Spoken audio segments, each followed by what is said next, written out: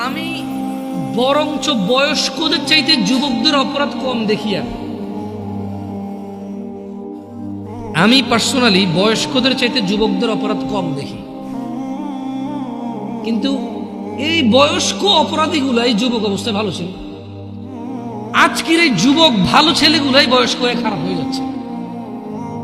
আমি শুধু ইয়াংদের মধ্যে জেনার প্রবলেমটা বেশি পাইছি, আর নেশা জেনার। কিন্তু যারা মিডল এজ তারা ঘুষ খায়, জায়গা জমি নিয়ে মিশা কথা কয়, কাজকর্মে ফাঁকি দেয়, মা বাপের সাথে প্রচুর অবহেলা এবং প্রচুর ইগনোর করে বাবা মাকে। নিজের উপার্জনটা শুধু নিজের মনে করে, বউ আর বাচ্চার মনে করে, বাপ মায়ের মনে করে না। বাপ মাকে ভাগ করে দেয়, যে 4 ভাই আছি, আমি কেন একা করব? তোমার মেয়ে শহরের ওই ফ্ল্যাট পাইছে, আমি কি একা পাইছি? এটা আমি যুবকদের চাইতে মিড এজ এবং বড় এজের পুরুষদের অপরাধ বেশি দেখি। ওয়াল্লাহি আমার যুবক ভাই এবং যুবক বোন, এরা যদি নিজেকে জেনা থেকে সরাই নিয়ে আসতে পারে, সুবহানাল্লাহ সুবহানাল্লাহ, ওরা পৃথিবীর উন্নত চরিত্রের অধিকারী হতে পারবে।